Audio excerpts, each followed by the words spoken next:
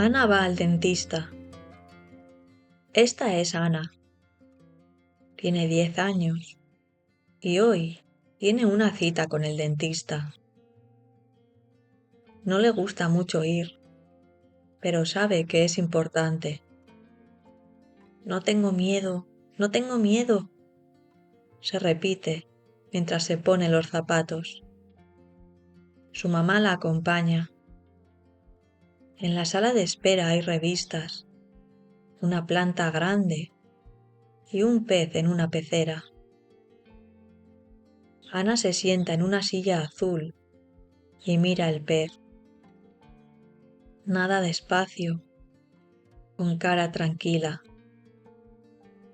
Ojalá yo estuviera tan relajada como ese pez, piensa. Después de unos minutos, la enfermera dice su nombre. ¿Ana? ¿Puedes pasar? Ana se levanta y entra en la consulta. El dentista es un señor con gafas y voz amable. Hola Ana, ¿cómo estás hoy? Un poco nerviosa, responde ella bajito. Es normal. Vamos a revisar tus dientes y ya está. No te va a doler. Ana se sienta en una silla muy rara, que sube y baja.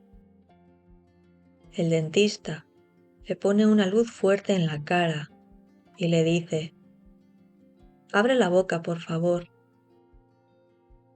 Ana abre la boca grande, como un león. Muy bien. A ver, los dientes de arriba están limpios y los de abajo también. Hay un poco de placa, pero nada grave. Ahora vamos a limpiarlos un poco, ¿vale? Ana asiente con la cabeza. El ruido de la máquina es extraño, pero no duele. Haces muy bien, Ana, dice el dentista. Ya casi terminamos. Cuando acaba, el dentista le da un vaso de agua. Enjuaga y escupe aquí. Ana hace lo que le dice y luego se limpia la boca con una servilleta. Todo en orden, dice el dentista. Pero recuerda, hay que cepillarse los dientes 3 veces al día. Sí, lo sé, dice Ana. A veces me olvido.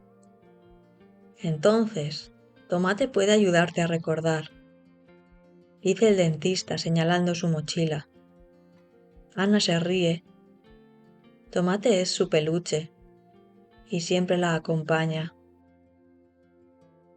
Al salir, su mamá le da un beso en la frente. ¿Has sido valiente? Mucho, dice Ana con una sonrisa brillante.